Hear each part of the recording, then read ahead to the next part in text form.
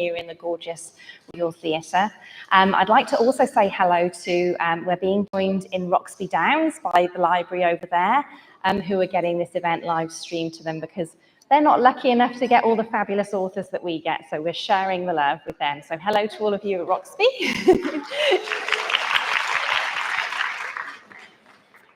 So a few people are still getting to their seats, but I'll just start by acknowledging that we're meeting on the traditional lands of the Kaurna people this evening, and I'd like to pay my respects to elders past, present, and emerging. Now, it's that time of year again. We've got the fabulous Fiona McIntosh back for her latest book, The Fallen Woman Scandal.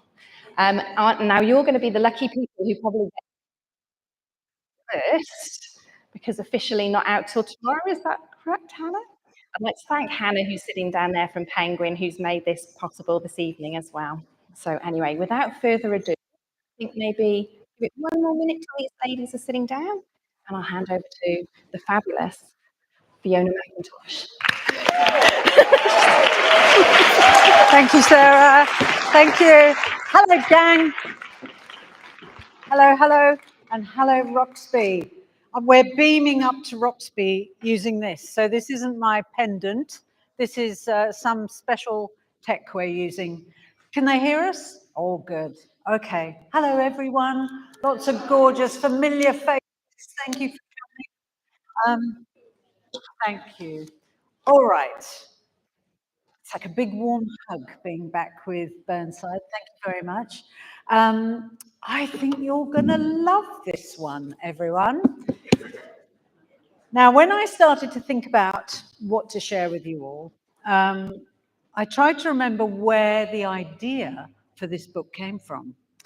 And you know, I couldn't put my finger on it. I couldn't remember. And I've been worrying about my memory for some time, actually. I'm sure it's on your minds as well. You say to yourself, am I going mad? Am I losing my marbles already?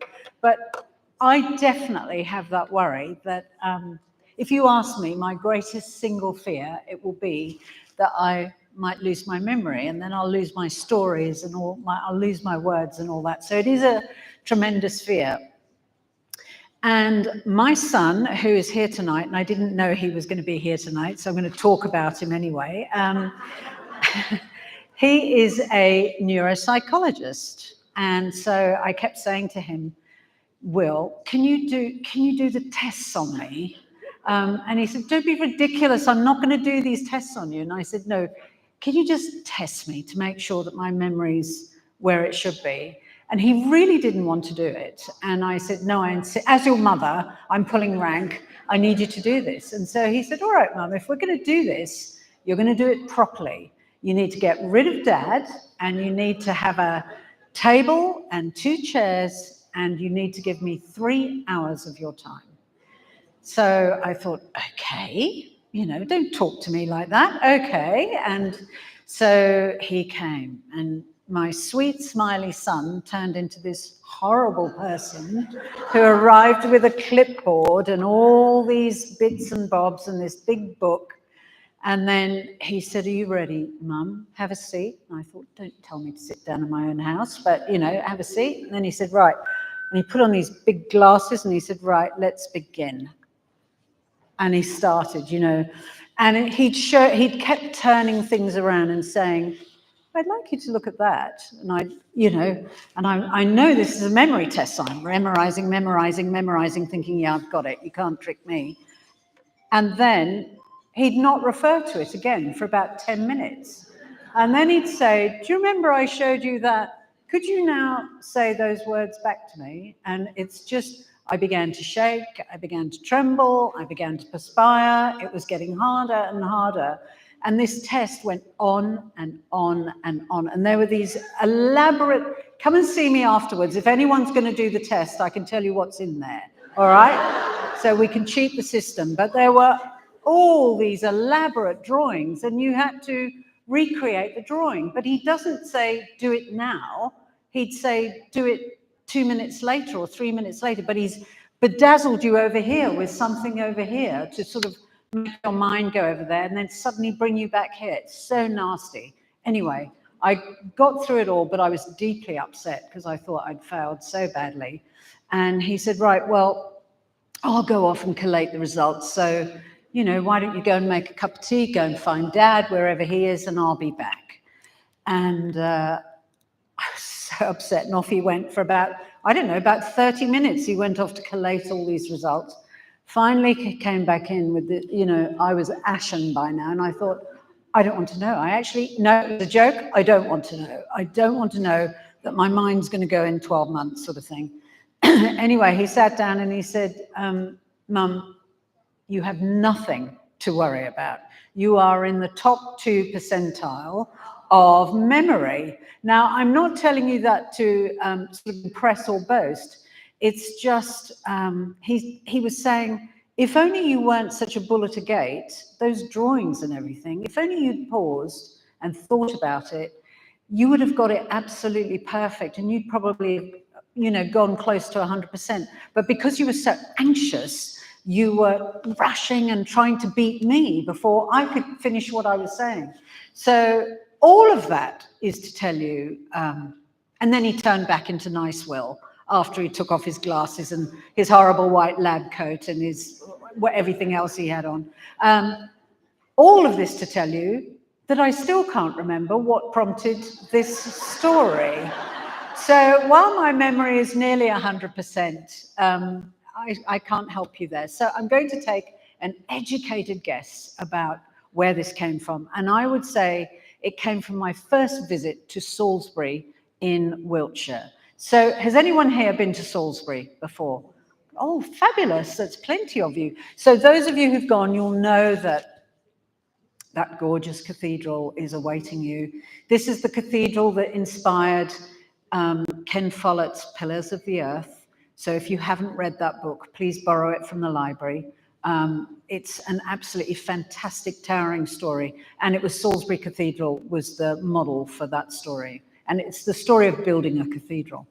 Anyway, I was born in southern England. And if you're born in the south, it's sort of a rite of passage as a child that your parents will load you into the car at some stage and say, right, we're off to Salisbury Plain. And every parent will drive their children to Salisbury Plain and say, there it is. There is Stonehenge. And you look at Stonehenge and there's lots of boulders and you think, right, what is that? And they say, well, none of us know. And then you get back in the car and you all drive home again because that's what you do. You go and see Stonehenge. But they never, or very rarely, think to take you into the city of Salisbury, which is full of history, full of wonderful tales, and this amazing cathedral. So I'd never seen it before.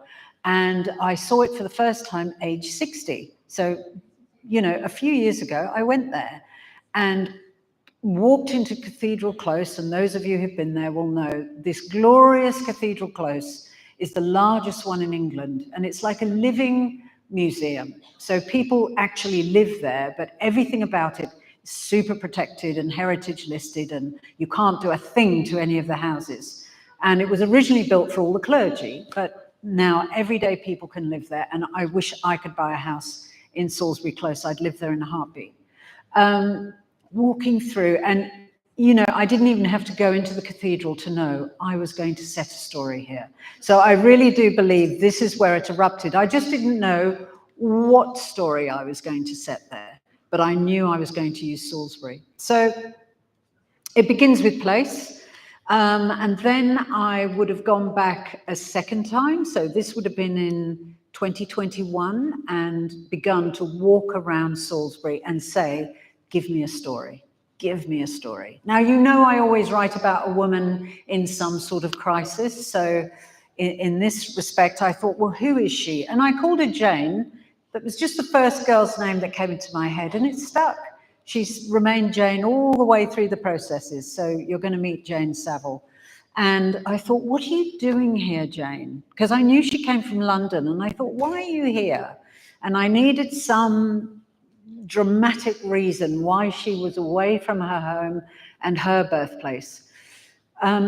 The year, let me tell you, I'll get to that in a minute. So I'm thinking about Jane, walking around. And one of the things I tell my masterclasses is if you know your main character, you know what she wants out of life, but you also know what's standing in her way for achieving what she wants. If you know that much about your main character, male or female, you can write a story. So I reassure them, do you know what your character wants? Do you know what's getting in the way? Well, I didn't know anything about Jane, so I had to work out, what is it? What is going on here? And it erupted into my mind whilst I was walking around, and I promised not to spoil the story, that it was going to be about two sisters at war. And I thought, oh, that's so good. But I didn't know why they were at war. I thought they're at war, but I've got to find a reason to have them, at each other's throats about something. And I thought, what is it? What is it? Kept walking around the close. And then it was like, the clouds parted and a choir of angels sang over the cathedral and said to me, Fiona, it's because of this. And I thought, oh, how amazing. So I'm going to just hint towards this without spoiling it for you. Jane is being required to do something that no girl should ever be asked to do. And she is being asked to do this by her family to protect their honor. So it is out of a sense of duty and pressure to protect the family that she is forced to do this thing. You can buy the book right now over there. I hope that teases you enough, because if I say any more, I'm going to ruin it.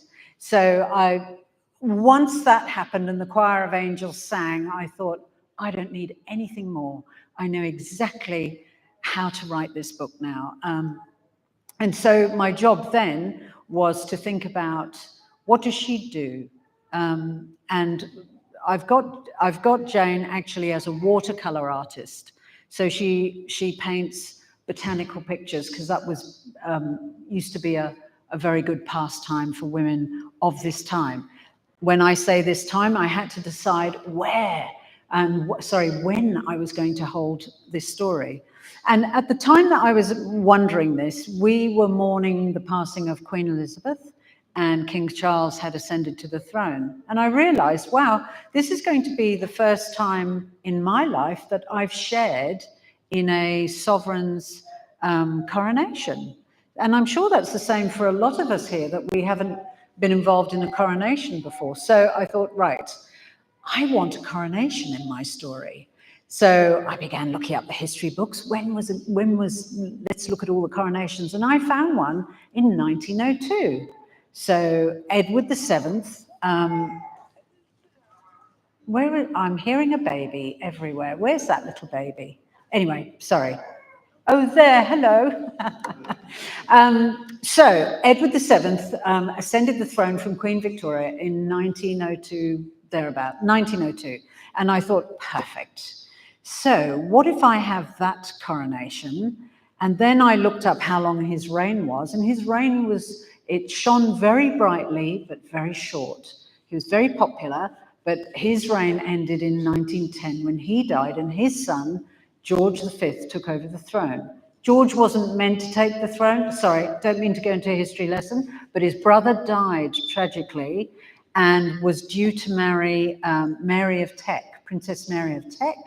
And George did the right thing and said, oh, well, I'll marry you, Mary, which was very kind of him, really, because Mary had her wedding dress all ready to go and all this sort of thing. So he married Mary. And the thing is, incredibly, they made a fabulous marriage, these two. They were as close as two people could be. They had a very happy marriage, which is lovely. But now I thought my story can be bookended by two coronations. Don't say I don't do it by halves, ever, because I thought, right, I've got a coronation here, I've got a coronation there, and I will set this story from 1902 to 1910. Perfect. So now I had my timeline and I had my main character.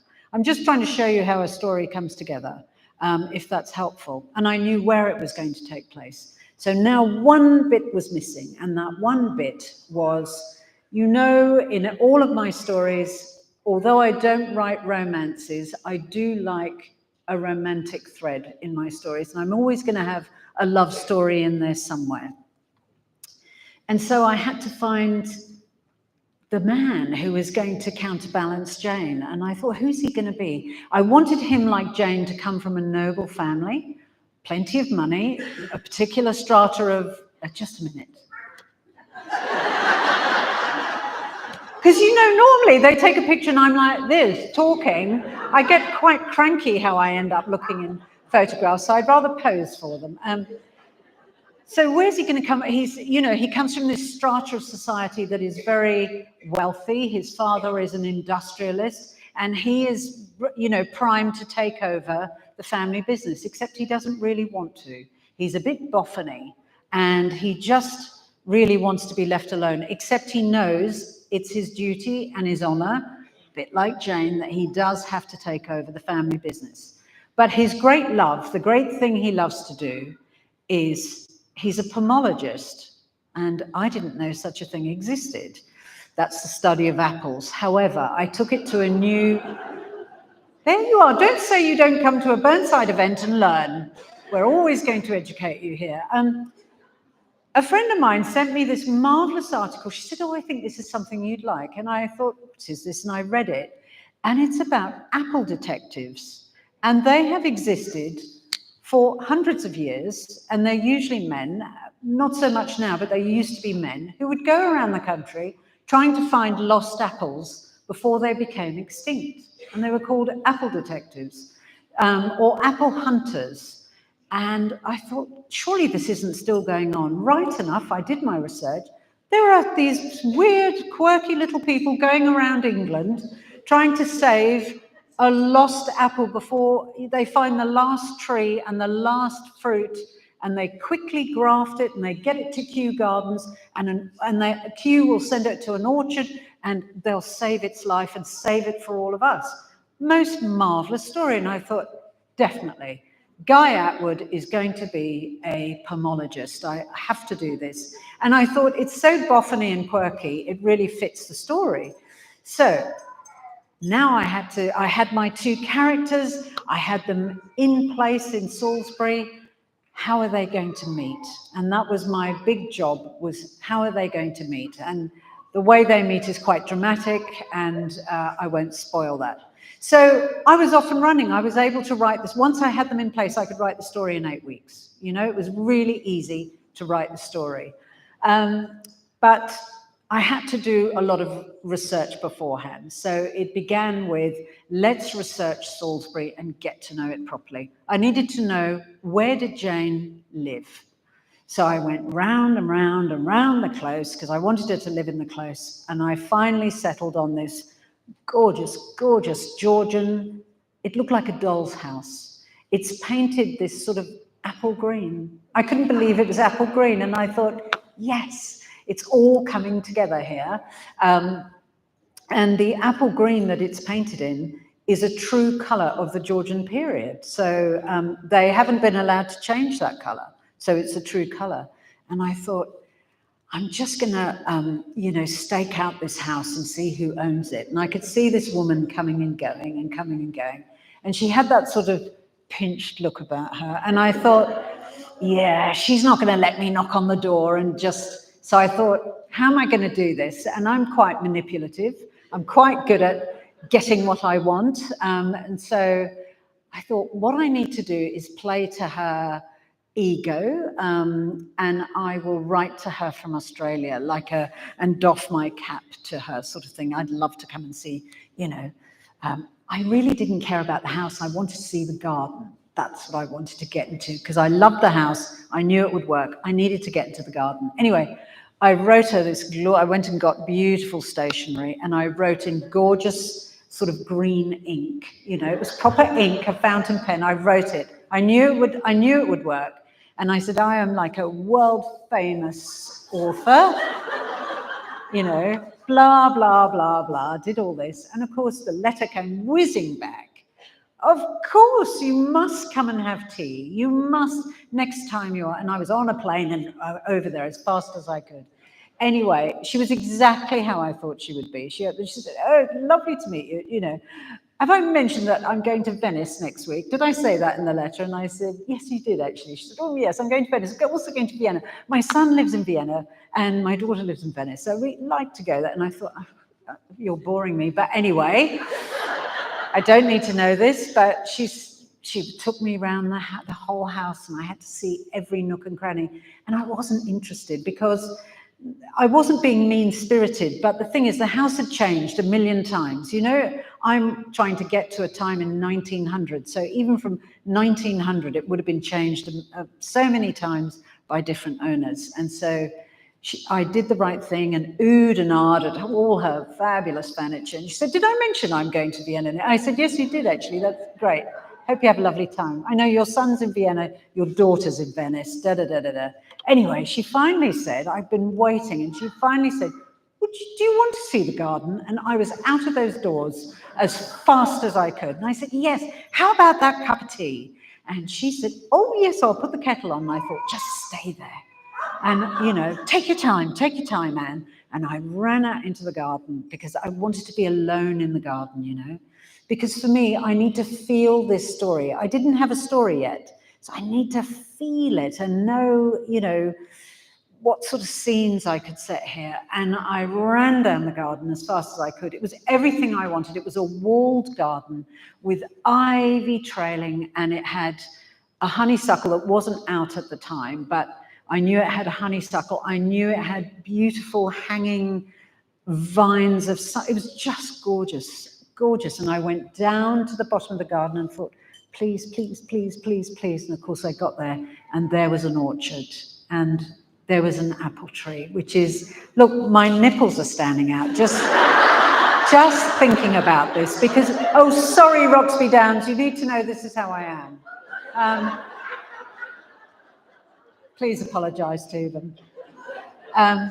So I got very excited that, you know, it was, you know, the apple tree was there. Now, why did I wanted quite a few scenes in this garden. And one of the scenes I wanted there was the first time that my lovers kiss. Now, I'm going to tell you, this is how my publisher and editor read the first time they read my manuscript. So they would have got The Fallen Woman. They've not seen it before, not seen a thing, and they would have gone, where's the kiss, where's the kiss, where's the kiss, where's the kiss, where's the kiss? Because they need to know when is the first kiss that occurs in the book.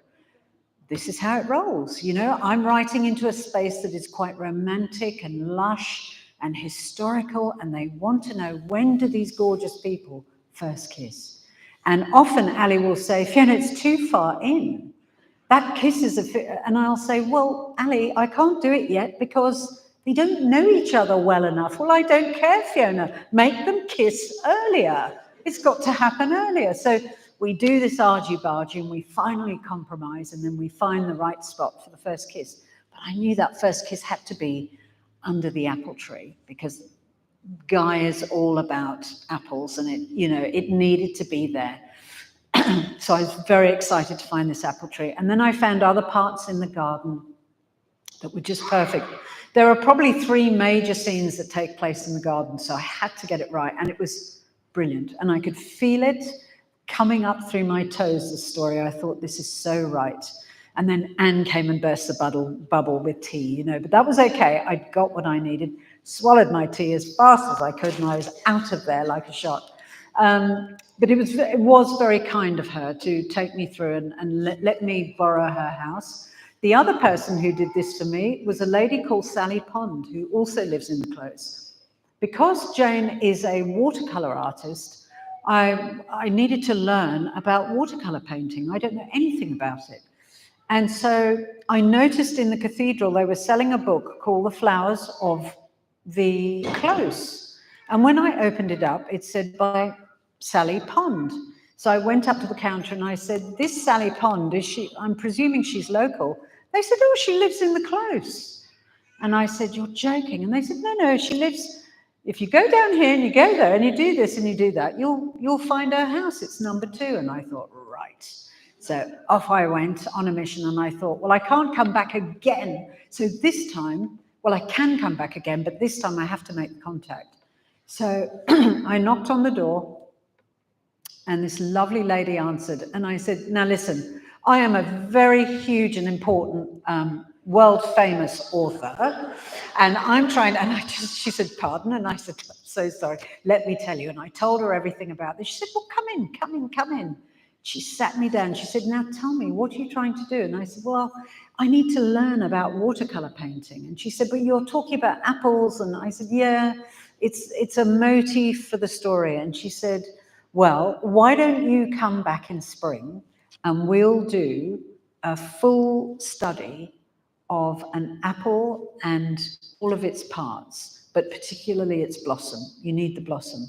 And I said, really? And she said, yes, just, can you come back? And I said, absolutely, with knobs on, I'll be back. So I came back again, this time in spring, and she was as good as her word, came in, sat me down, she put all the materials out, and I sat with her, and she had cut up an apple and cut up the branch that it was attached to, and then the leaves, and she dislocated all the leaves, the petals from the flower and the stamens, and she'd laid them out. She said, now we're going to do a study, but first you've got to draw it, Fiona. And we drew together, and then she said, now let's mix the paint. And I said, but how are you going to get that color? Because I can see pink, but I know it's white. She said, very good.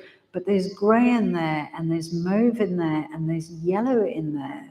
And I said, I don't understand. She said, watch. And she used little shells to mix her colours in, and she began to do it. And then she put it down on the page, and there it was. There was the colour of that blossom. I was just gobsmacked, you know. And so she taught me about the materials and everything I needed to know to be Jane, so that I could inhabit Jane for the reader, because that's my job, is to make you feel that you are Jane and you are walking with her or in her or alongside her. You've got to feel you're there with her. So she equipped me to design this artist from the ground up. And she said, but you really need to know about colour, Fiona, because in the 1900s, colour was very different to the colour we're using today. So I thought, you're right, I need to learn. And somebody got wind of it, one of the readers, and said, Fiona, you need to get this book by Victoria Findlay called The History of Colour. And I'm encouraging any of you, if you can find it in the library, I don't know if it's in the library, if you can find it, it's called The History of Colour. You will have the most joyous read. It's like reading a novel. You will read about the colour yellow, how it came about, the colour red, where we found it, the colour ultramarine, which is blue, the most expensive colour on the planet to this day. And people like Vermeer, who used that ultramarine in The Girl with the Pearl Earring, he could only use it a little bit on her headscarf because he couldn't afford to buy ultramarine. In fact, one of his wealthy patrons had to buy it for him. And that's why he had to sell the picture in order to get the money back. But the blue of ultramarine is stunning. So learning about this was absolutely amazing. Learning about the color green, that was a mysterious color that the Chinese alone knew about. It was called celadon, and they didn't show us for thousands of years. They wouldn't show the rest of the world what that color looked like. Incredible, really. So if you can, read this book. I read it and I thought, right, I know everything I need to know about color now. I am ready to be Jane. But then I realized I didn't know enough about apples to be Guy, to give you the story of Guy. So I had to find the history of the apple. And there is a book called The History of the Apple that will knock your socks off. If you think the colour book will knock your socks off, the history of the apple is going to knock your socks off. It's the most extraordinary history. And I think if you asked any English person in particular, where do you think apples came from? They'd say here, of course. We invented the apple. No, they didn't invent the apple, nor did it grow naturally in England. The apple came from the Chinese border between China and Russia, from the Heavenly Hills, and it grew all the way down to the Black Sea. I'm going back thousands of years now. And then it was the Egyptians in the fertile crescent of the Nile who domesticated the apple. And then the Romans came through and found this fabulous fruit and took it back into Europe. And then the Romans, when they invaded England, they brought the apple over to England, and it became the fruit of England. I was learning this history absolutely astonished. I had no idea. And I want to ask you, do you all know that the Granny Smith is Australian? You're lying, you didn't know that. I just told you that. Well, I didn't know it. I did not know that the Granny Smith was first discovered in Australia. It's an Australian variety discovered in Tasmania and Granny Smith's backyard sort of thing. How fantastic. And when I read this, I just wanted to run out onto the street and say, did you know this? Did you know this? So I've put it in the book. I was so astonished I've put it in the book. So I love that it's got that little Australian, little tidbit of Australia in the story. Learning about the apple. And I thought, right, the story of Guy, little bit of backstory, won't spoil a thing for you, is that he has been searching for an apple all his life. It's called the Scarlet Henry, and he's been wanting to find it, and it has eluded him. Now, his friend, George, the Duke, is about to ascend the throne, or has ascended the throne, and he thought, he's my friend, but what do you give a king? You know, what are you going to give a king that he hasn't got already? And he decides, I'm going to find that apple, I'm going to rename it, and I'm going to call it the Rex. And I'm going to give him that apple in his name. But I have to find it first and see if it hasn't gone extinct. So that is his story, trying to find the Scarlet Henry to rename it the Rex. So I decided I wouldn't use an existing apple because all the pomologists would come out of the corners and come and get me and say, no, that's not how the Scarlet Henry went, or the Cox's Pippin. It would have started as a Cox's Pippin. So I made up my own apple, and the apple was brought over with the Normans when they invaded England and brought this beautiful apple to England. I quite liked doing that because I did the same thing with the Pearl Thief. If you remember that magnificent pearl, I had my own pearl necklace and gave it its provenance and made up a history to go with it. So I quite like doing that. It's a bit of fun.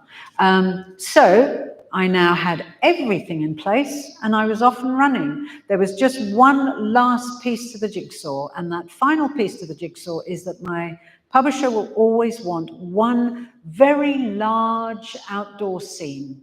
She doesn't want it all indoors, and 1900 stories tend to be indoors. So I knew she would say, where's my big breathe out scene, Fiona, my landscape, my glorious. And I thought, well, it's no point in waiting for her to tell me because I already know it's coming. So let's go and find it. And I thought I need to keep it near, for Jane to get there, or any of these characters, it needs to be near Salisbury. And I thought, I don't even know what's near Salisbury other than Bath. I'd never sort of travelled that way. So somebody on Facebook said, well, what about Dorset? Dorset's nearby. And I thought, okay, does anybody know Dorset? Lots of people were saying, yes, go to Poole or go to Swanage. Swanage is lovely. And I thought, okay, is there anyone out there who knows Swanage? And this lovely person called Cindy put her hand up on Facebook. I'd never noticed her before. And she said, well, I live at Poole, but I know Swanage quite well. And I said, Cindy, if I came, would you help me? And she said, if you come, I will meet you and take you wherever you need to go. And I couldn't believe she was making that offer. So I got on a plane and I flew to London and I went to Dorset. And I got out on this railway platform, and it was November. It was freezing, absolutely freezing. And I needed it to be, because that's the time of the year I needed to find this scene. So I had to get the season right. And there at the end of the platform was this lonely person just standing there and shivering. And I said, Cindy, and she said, is that Fiona? And we ran towards each other like long lost lovers, you know. We clasped each other in our arms, and I just couldn't believe that this perfect stranger was being so brilliant and just hugging me hello like an old friend. And she said, I've got a fabulous day planned for us. She said, you know, it's about to rain, Fiona. And I thought, yeah, I'm terrified.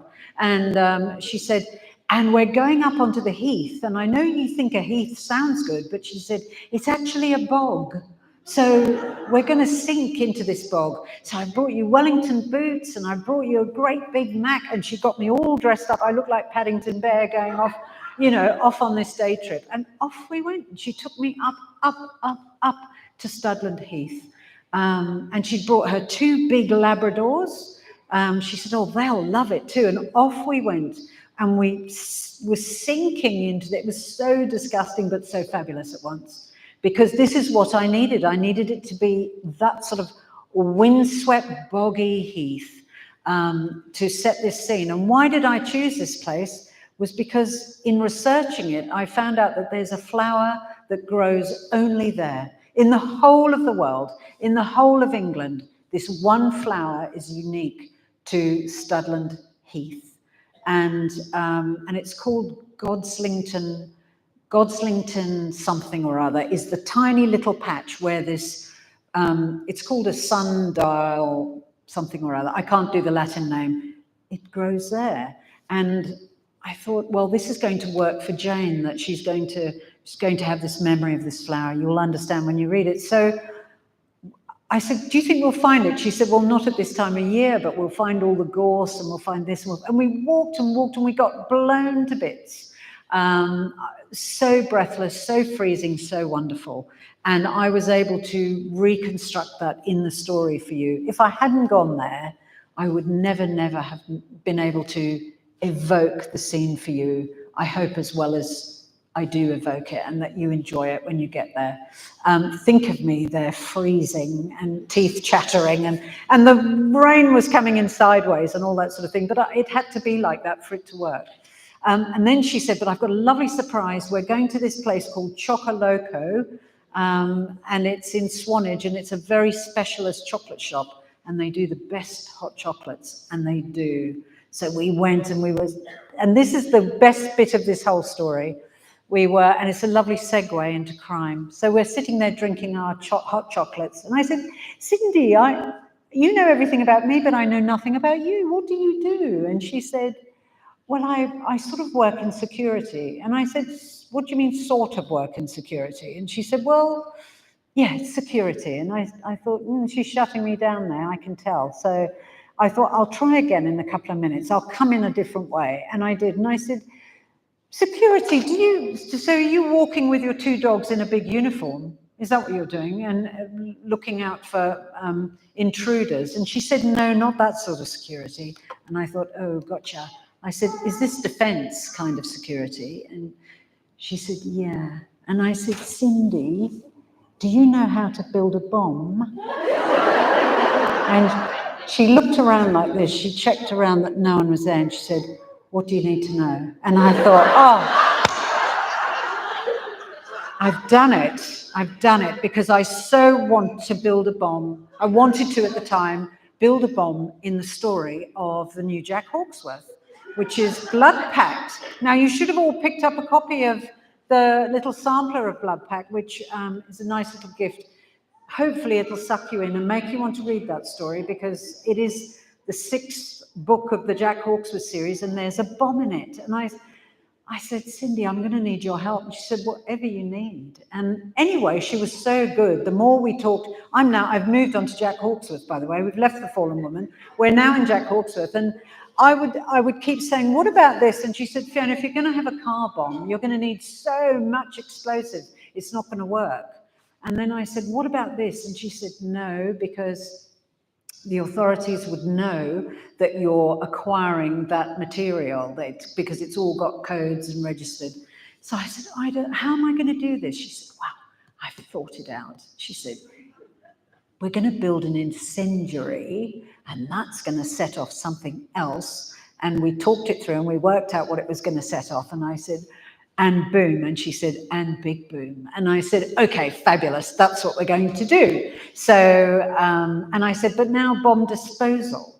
And she said, yeah, I can connect you with whoever you need across the world about bomb disposal. I mean, she is just so amazing. And I said, weapons. And she said, anything you need, stab vests, anything at all. I can help you with it. So it's absolutely incredible that this lovely lady who was helping me to find a flower on the heath turns out to be this mysterious person who can build a bomb. So she has helped me in the story of Jack. Do you mind if I go on to Jack and tell you a bit about Jack? So this is the 6th book. It's called Blood Pact. It's coming out in January. Look, I've thrown the kitchen sink at it. It's the best one, in my opinion, of the Jack series. And for those of you who followed him, you know there's the thing between Jack and Kate, or rather between Kate and Jack. I've sorted that out for you. So in this story, it's sorted. And also there is the question of Jack himself, who has sort of been a bit lost and had a lot of relationships, and he's sort of drifted. I've sorted that out for you. So there's a lot going on in this story, apart from it being a ripper plot. I'm sorting out some important business for the characters. And I'm going to give Jack a sabbatical. So just whilst this TV series is in flux, we're waiting to hear. I think last time I was here, I told you that it's been acquired for TV. So it's called Hawk. The series is called Hawk. And it's, look, they've got the script, they've got the first story down, and they know what they want to do. They're just looking for a partner in the UK. So we're hoping someone like the BBC or someone like that will come on board. So that's where we're at. And I don't want to write too many more Jacks until I know what they're going to do with this story, because I want them to pick the right guy to be Jack. You know, it's very important. So I'm going to give them a little rest for a while, but not leave you hanging. I'm going to introduce a new character into crime, and I'm writing a female detective, and she's going to be Australian. So Penguin's very excited about this story, and I am too. I'm not going to write it immediately, but I'll start next year. What else is coming up that I can tell you about? Oh, next year we've got Harry and Gran. Have you heard about Harry and Gran? Okay. So I've been blessed with a grandson, and the minute he arrived, I thought, well, like every other writer in the world, I must write something for him. But I thought I would do it on like butcher's paper, and I would write it out in big letters, and then I would illustrate it myself and staple it together and turn it into a book that I would share with him when he was old enough to sit on my lap.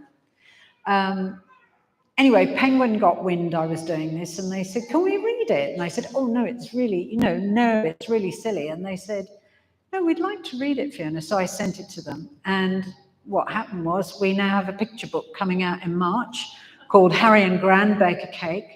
And what I really wanted to happen, I'm hoping it'll be a series, and what I wanted is that at the end of every book, Granny's knickers fall down. And I wanted that to happen at the end of every book, so the children reading would know that Granny's knickers are going to drop at some point. It's coming up, But Penguin, being quite conservative, said, you can't do that, Fiona. You absolutely. And I said, why not? It would be so much fun. And I'm all about underwear going wrong. I think it would be quite funny. And they said, yes, it might be funny, but I don't think the children would understand. And I think they would. I think they would. But anyway, they won. I lost. They said, look, we can't do the knickers thing because people will complain, but you can make it funny. So I've made it as gently funny as I can without offending anyone. And there were some flyers out the front. I don't know if any of you saw those, but you can see what it looks like, Harry and Gran Bake a Cake. And if it works, and you can pre-order with that QR code, but if it works, then I'll write another one about Harry and Gran. So that's really thrilling. And you'd think this was the first book we were putting out. We're quite excited about this book. It really is such a joy to write for children. And what else is coming? Do you want to know about next year's book? You're not going to sleep out there, are you? Roxby Downs, are you all awake? They're all awake? Hopefully.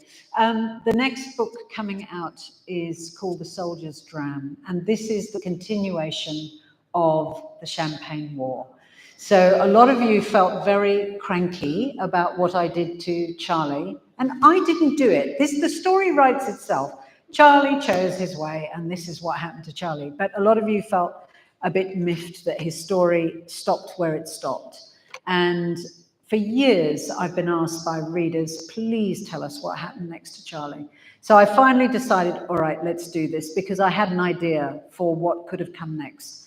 And so the next story is going to be set in Scotland and Tasmania, and it's about whiskey. And it's terrific. And I'm finishing it up now. I'm probably in the last quarter of the book, the last sort of 20,000 words. So I'm really galloping towards the finish of that book.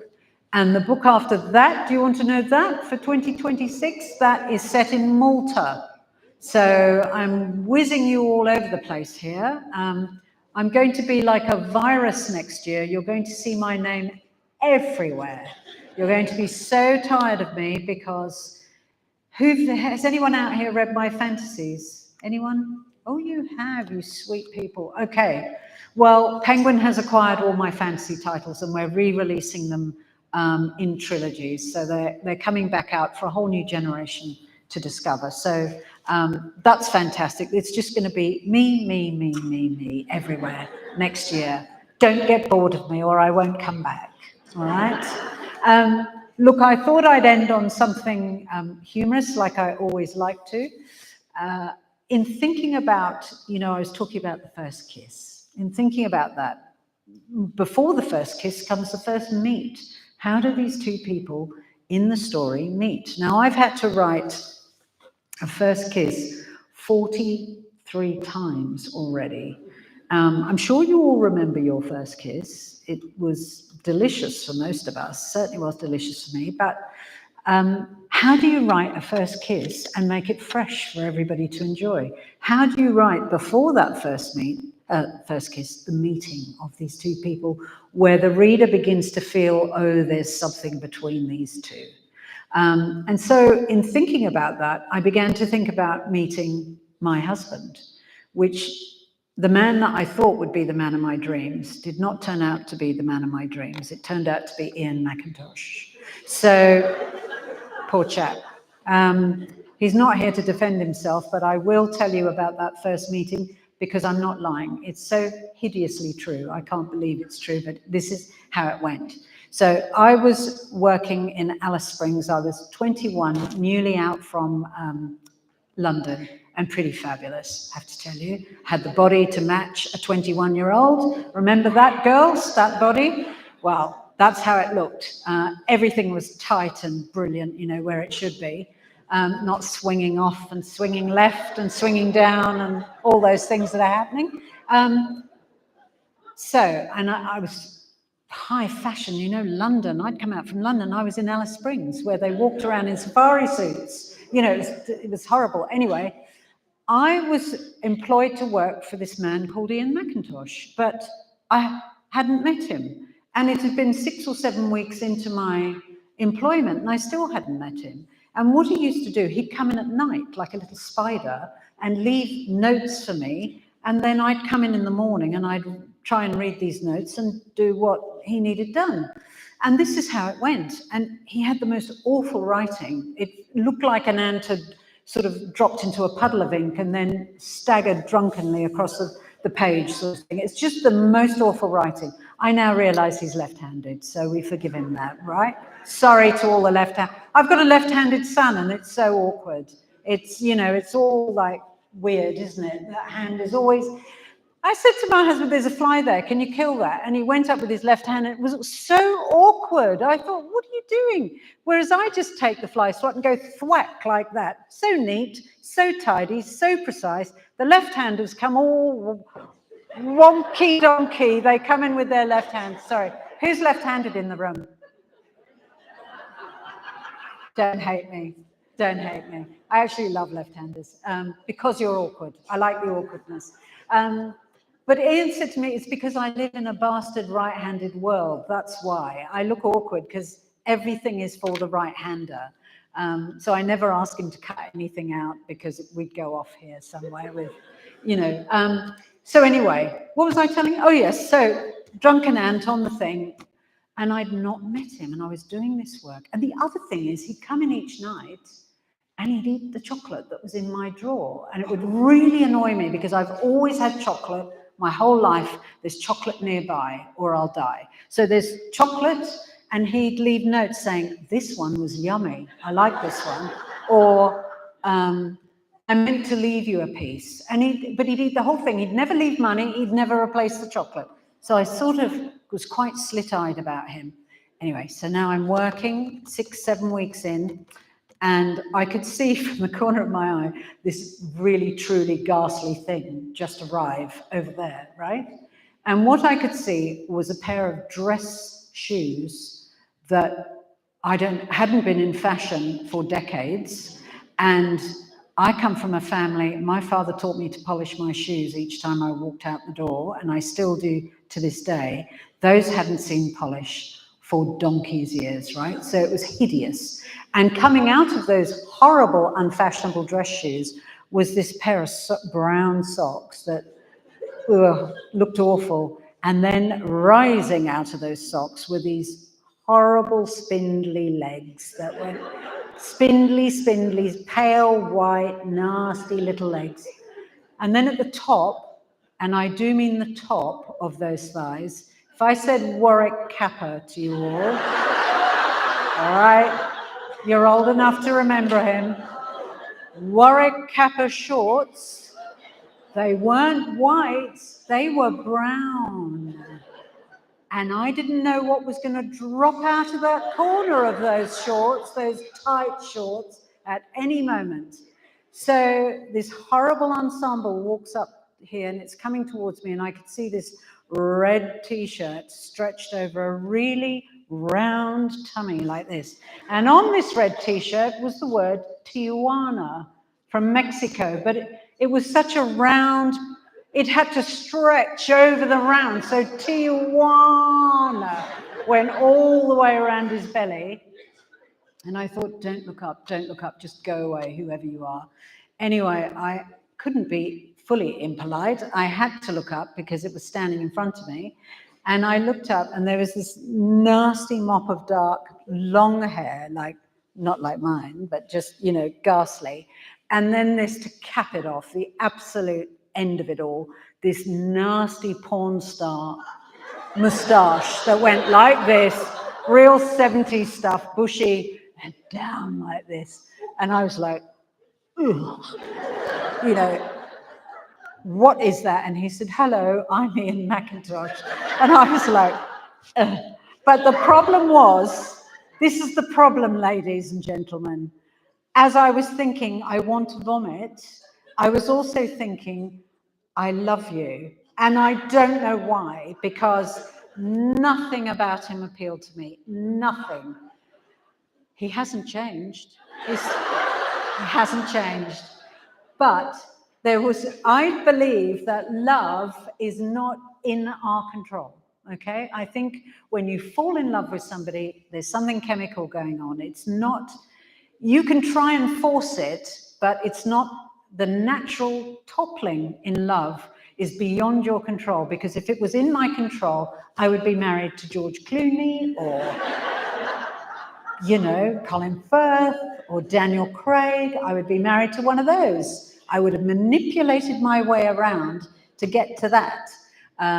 But I didn't. I ended up with Ian, who, 42 years later, we're still together and still in love. And I still look at him and think, oh, God, what is that? Why are you wearing that? You know, and the thing, anyway, I could go on and on about Ian and tell you all my woes. But the good thing is, if anybody young in the audience, really young, I would say definitely marry someone like that, because they'll never give you a hard time about the clothes that you buy and smuggle in, because they just don't understand clothes. So you can just bring in tons of it and they don't get it.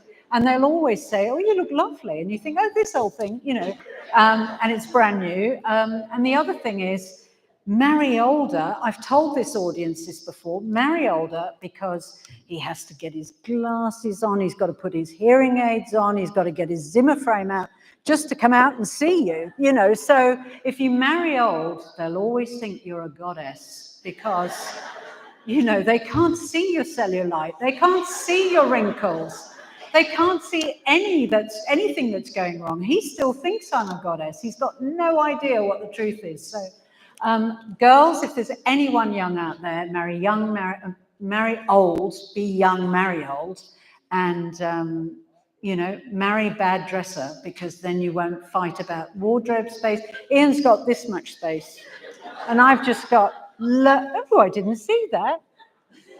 Oh my gosh, that's fabulous, isn't it? Lovely. Hope you're all taking pictures of this. Anyway, that's it. That's all I'm going to share with you about Ian. I'd like to take some questions from the audience if you've got any fabulous questions for me. Anyone? Yes.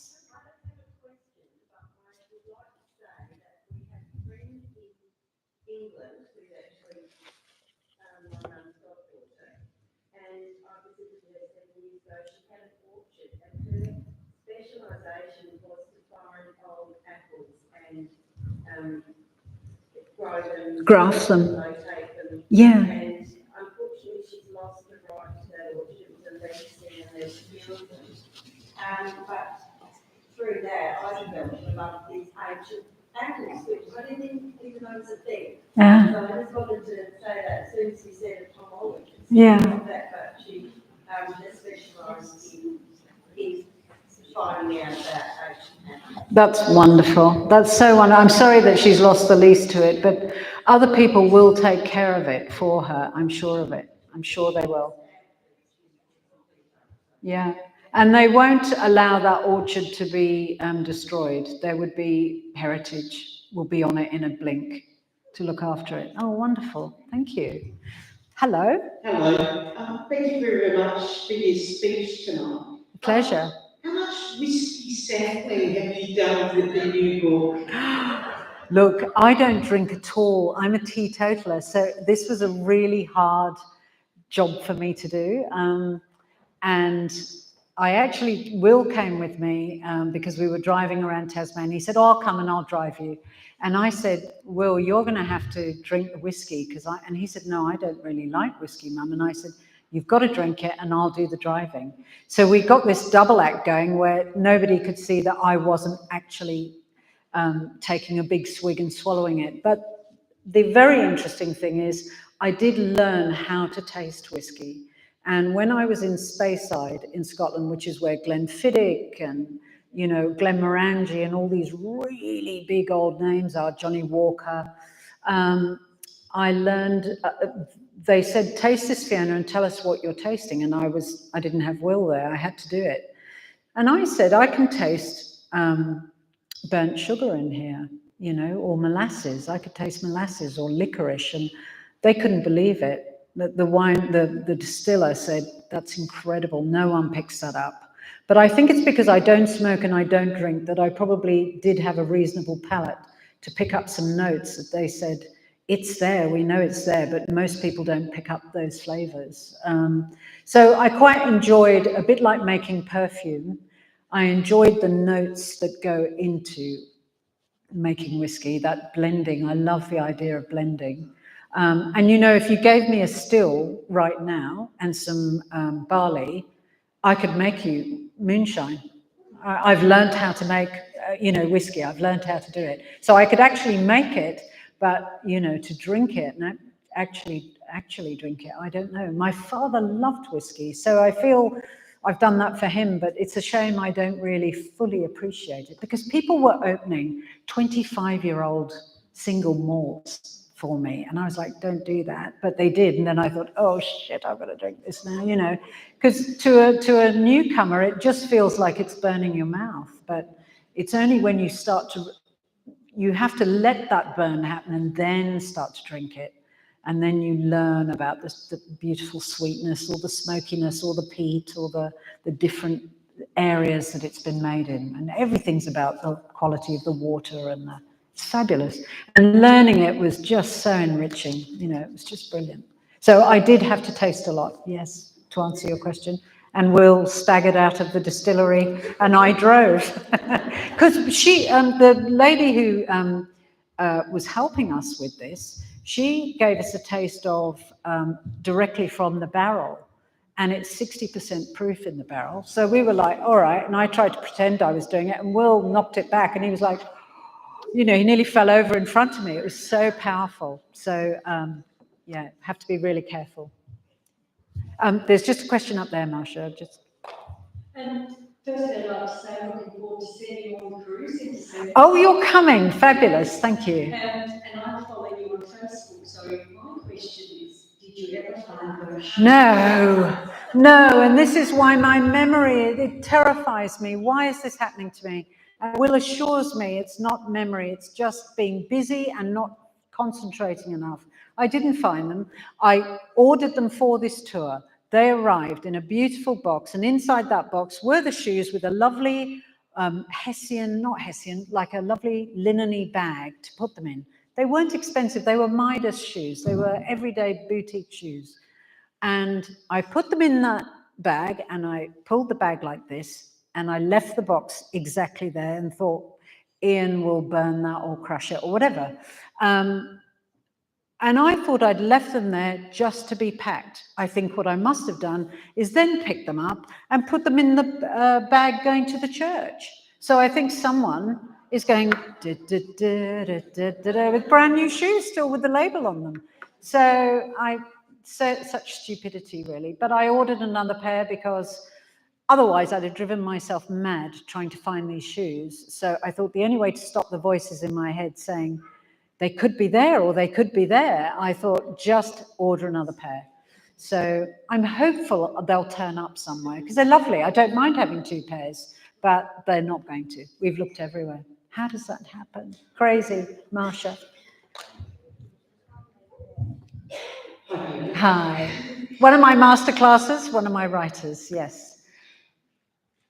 I love the cover for the book. Thank you. It's very different. It is. From the other covers. It's a real different image. Is that a new styling or something? Yes, it is. I have been badgering Penguin, thank you, Marsha, for years and years to push the boat out a little bit on the covers because I felt they were looking very sameish. They're very beautiful, but looking very sameish, and also other people were doing the same thing. So I didn't want to be with the mix. I wanted us to be separate and stand out from the crowd. And they tried a lot of covers for this, and then they sent me this one, and I just fell in love with it. It's really beautiful, and I hope that this is a new way forward. And yeah, they've said they all love it too, and they said, yeah, this is the way we'll go from here on until people catch up, and then we'll find something else to do. But thank you for noticing. Also, I think the blue is quite haunting, you know, the face coming out of the blue. And she's a real person. It's not AI or anything. She's a real model. So she's very beautiful. Yes, hello. Hello, we met in Clare. Okay, we did. It's absolutely lovely to see you again. Thank you. And congratulations for all of your work. Absolutely wonderful. Thank you. Jack Wilson is my name. I think you do the most amazing research. Thank you. It's very, very impressive and wonderful. Do other authors research like you do? I think they would. If you talk about somebody like, who wrote The Horse? Our great writer. Geraldine Brooks. Now, she would do tons and tons of research, but she's very serious about her research, and she's a magnificent writer. Yeah, I do think other authors would research whether the historical does demand its flesh, you know, its pound of flesh. And I know when I was first learning the craft, and I did a course with Bryce Courtney, and I wanted to write historical fiction, he said to me, "You're not ready yet, Fiona. You're not ready to write historical." And I didn't know what he meant by that. He said, "You will, in about 10 years, you'll know what I mean by this. And when you're ready, you ring me and we'll go to Penguin." And so I wrote for 10 years in different areas until I finally understood what he meant, which was historical fiction needs loads of research to get it right, and it would need years of research. And so, you know, I'm already telling you about the book I'm going to write in 2026, and I'm already researching it. And I sort of know the book for 2027. because it's already there, and I'm beginning to put out feelers for experts to help me with it. So it does take years, and I think people who write good history need to do that. Yeah. Thank you so much. That's wonderful. Thank you. Yes, there's a question up here. You have to run, Sarah, or I'll...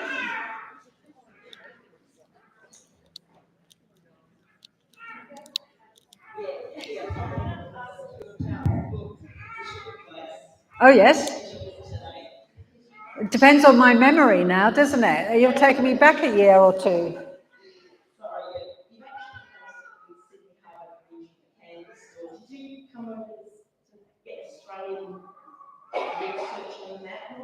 Yes, I went to Sydney about 6 times to get it right. Yeah, I did. Absolutely. Yeah, in and out I was, and it was tricky because it was just, we were just beginning to open up the borders at that time. And I remember arriving to stay at the hotel, and we had to go in one direction and register it in one direction, and then somebody would take us up to our rooms, and we had to wear masks, and we couldn't be anywhere in the hotel without a mask on, and we had to sanitize at every sort of 10 seconds in the hotel foyer. We had, and people were walking around, and you had to show your hands, and it was all hysterical. So yeah, I'm going back into 2021 when I started researching that book. And then you were writing books at the same time. Yeah. It's just, I'm like a happy hamster in my hamster wheel. Yeah. Thank you. One more? Any more questions? Oh, here's one. Maybe the last one. Hello, you. Sorry about the left hand. Don't, forgive me. Over the years, I've heard you talk about the different guides and the researchers that you use. Is there one that stands out to you? Ooh, yes, there is. When I was writing Nightingale, I needed to find a guide who would take us into Gallipoli and give us the true story of Lone Pine, because that's where Ian's family member lost his life, at Lone Pine. And I wasn't basing it on him, but more about he was a member of the Light Horse, and I wanted that in the story. And so I wanted a really tip-top guide. I wanted an historian, and the only person I could find was a Turkish man, and I realized that he was a scholar, and he was employed every time Canberra needed to go to Gallipoli or Turkey. They would ask, I'll remember his name in a minute, and they'd ask him, and I thought, right, his pedigree is absolutely fantastic. So he was wonderful, the stuff he told me, but what he really educated me was about from the Turkish point of view, and that's what I needed, what it was like to be a soldier on the Turkish side that didn't want to shoot at the Australians. The Turks had no beef with us, they liked the Australians. And so, Ataturk said that marvellous saying of his that your sons are now our sons, and we'll look after your sons, and now, because they've fallen on our land. Absolutely, and most Turkish love Australians. If you say I'm an Australian, Turks love you. So he was outstanding because he gave me both sides of the story, and he was a scholar who could teach me a lot of the history of Turkey finding its way into the axis of, So he was outstanding. And also the woman who took us around for the Pearl Thief was really special. Finding that place in the woods where that terrible thing happens was her determination. Every time she took me somewhere, I'd say, this isn't quite right. And she went on and she kept going each day. She'd take me to a different place until finally I said, this is it. And she said, oh, I'm so pleased that we found what you need. And she was determined. So finding someone like that is gold. It's worth its weight in gold. Yeah. Thank you. That's wonderful. Sarah wants me to be quiet now. So can I just say thank you all so much for your loyalty, always turning up.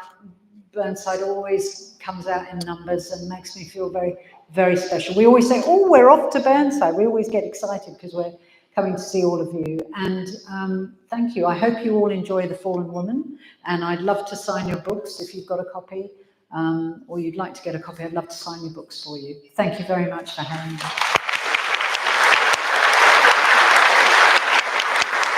Oh, and thank you, Roxby Downs. Yes, night night. Are they still there, Georgia? Are Roxby still there? Oh, okay, good. Thank you, Roxby.